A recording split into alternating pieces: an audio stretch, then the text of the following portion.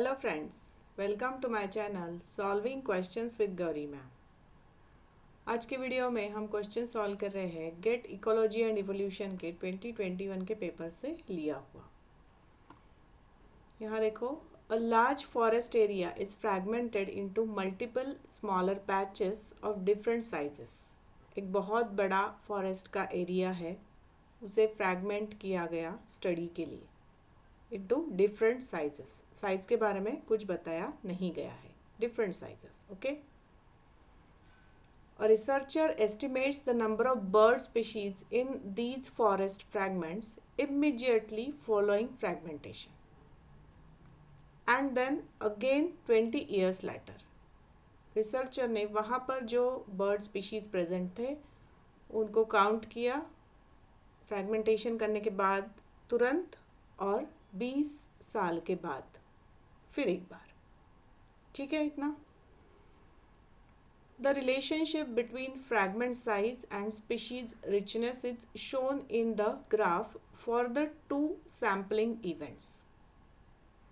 अब हमें एक ग्राफ दिया गया है, देखो यहाँ पर स्पीशीज रिचनेस मतलब number of species present in particular area, particular region, और फ्रैगमेंट साइज इन हेक्टर्स, ये एक्स एक्सिस पर लिया हुआ है।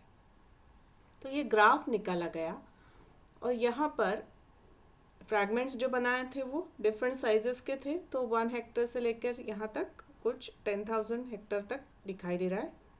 तो इस तरह से डिफरेंट वैरिंग हेक्टर्स के फ्रैगमेंट साइज थे और स्पीशीज रिचनेस, वहाँ पर कितने नंबर ऑफ स्पीशीज प्रेजेंट थे उसका ये ग्राफ बनाया गया। Are you getting me?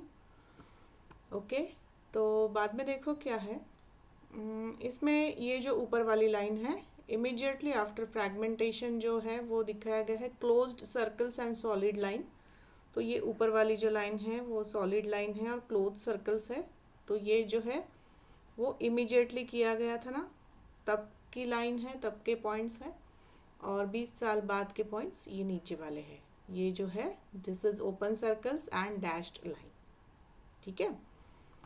The best explanation for the differences in species richness with fragment size between the two sampling events is। तो अभी इस ग्राफ में डिफरेंस आ रहा है कि पहले जो शुरू में थे तो यहाँ से लाइन जा रही है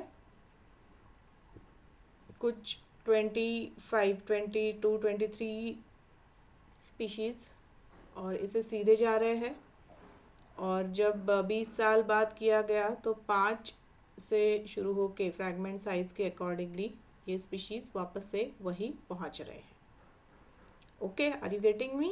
तो इस तरह से ये ग्राफ हमने पढ़ लिया। अब इसका रीज़न क्या हो सकता है ये हमें क्वेश्चन में पूछ रहा है। तो ऑप्शन ए है एलन्स रूल हो सकता है क्या, के सिलेक्शन, या फिर एक्सटिंक्शन डेप्थ, या फिर बर्गमैन्स रूल। इनमें से क्या इसका परफेक्ट एक्सप्लेनेशन, परफेक्ट रीज़न हो सकता है, राइट?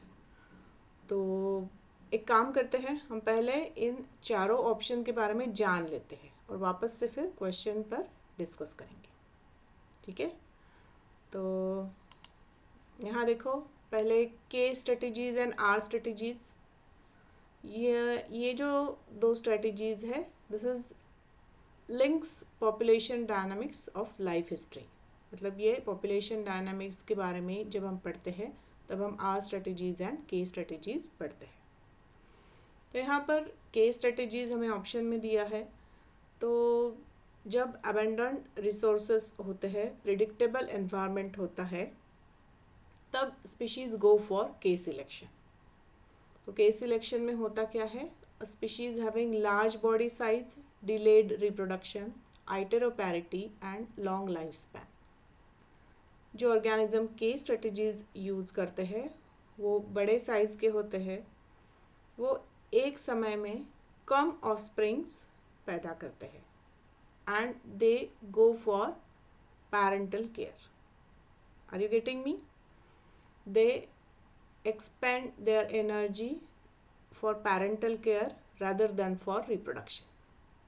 ठीक है। तो इस तरह से ये के स्ट्रेटजी वाले ऑर्गेनिज्म होते हैं। ये लॉन्ग लाइफ स्पैन होता है इनका, एंड आइटेरोपैरिटी मतलब एक समय में कम number of offspring, less number of offspring, and great parental care. ठीक है, चलते चलते आर स्ट्रेटेजी इसके अपोजिट होते हैं। ये छोटी बॉडी साइज वाले ऑर्गेनिजम्स होते हैं, ये कंटिन्यूअस रिप्रोडक्शन कैन से करते रहते हैं, एक बार में बहुत ज़्यादा number of offsprings they give, and the thing is known as semelparity. तो इस तरह से ये केस स्ट्रेटेजीज जो हमें ऑप्शन में दिया गया है। आगे देखो, आगे एक्सटिंक्शन डेप्थ है। एक्सटिंक्शन डेप्थ मतलब ऑर्गेनिज्म का एक्सटिंक्ट होना, किसी कारण organism gate extinct, that is called extinction depth. Okay, a species is extinct when there is no reasonable doubt that the last individual has died. Example है इसके डोडो, passenger pigeon जो extinct हो चुके हैं। ओके, फिर ऑप्शन ए जो है वो एलन्स रूल है, और ऑप्शन डी जो है बर्गमैन्स रूल है।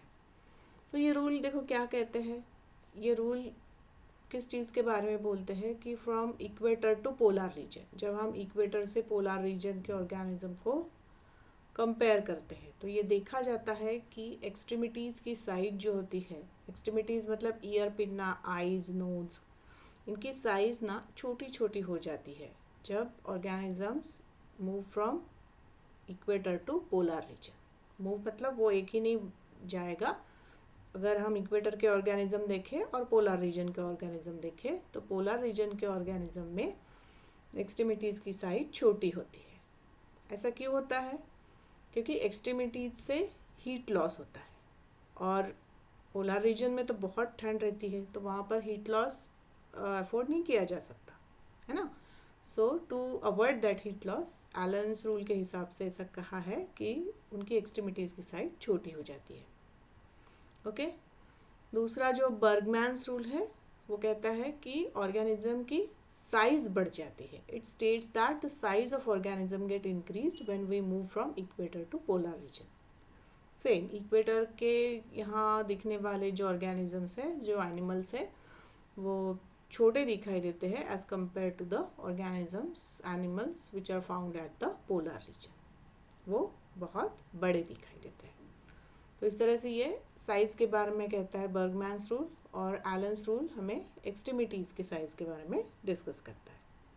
ठीक है, तो ये बस हम वापस से अगर क्वेश्चन की तरफ आए तो यहाँ देखो क्वेश्चन में हमें ये 4 ऑप्शंस है और पैचेस बनाए हुए बताए गए हैं, जो मैंने यहाँ ड्रॉ किए हैं कि एक बहुत बड़ा फॉरेस्ट है और उसमें डिफरेंट पैचेस बनाए, उनकी साइज़ के बारे में कुछ ऐसे फिक्स नहीं बताया गया, रैंडमली उन्हें साइज किया गया था। तो अभी आंसर अगर देखो तो एलन्स रूल यहाँ पर कुछ एक्सट्रीमिटीज़ के साइज़ के बारे में डिस्कस नहीं किया है। केस सिलेक्शन, रिप्रोडक्टिव सक्सेस के बारे में भी डिस्कस नहीं किया है। एक्सटेंशन डेप्थ यहाँ हो सकता है क्योंकि देखो यहाँ से भी ऑर्गेनिज्म इसी पॉइंट पर पहुँच रहे हैं और यहाँ से निकलते हुए भी ऑर्गेनिज्म इसी पॉइंट तक पहुँच रहे हैं, तो बाकी जो एरिया है, बाकी वाले जो फ्रैगमेंट्स है, लगता है वहाँ से ऑर्गेनिज्म एक्सटिंक्ट हो चुके हैं। Are you getting me? तो इस क्वेश्चन का आंसर बन जाएगा ऑप्शन सी। ठीक है, और लास्ट ऑप्शन के बारे में सोचो तो भी बर्गमैन रूल जो साइज़, बॉडी साइज़ के बारे में डिस्कस करता है, तो वो भी हमें यहाँ कुछ, उसका भी कुछ रेफरेंस नहीं मिलता है। Isn't it? Okay. So answer for the question is option C. Okay. So with this, I'm concluding with today's video. I wish you all the best for your preparation for your exam. I request you to please like, share and subscribe for my channel, and also to hit the bell icon. Thanks for watching.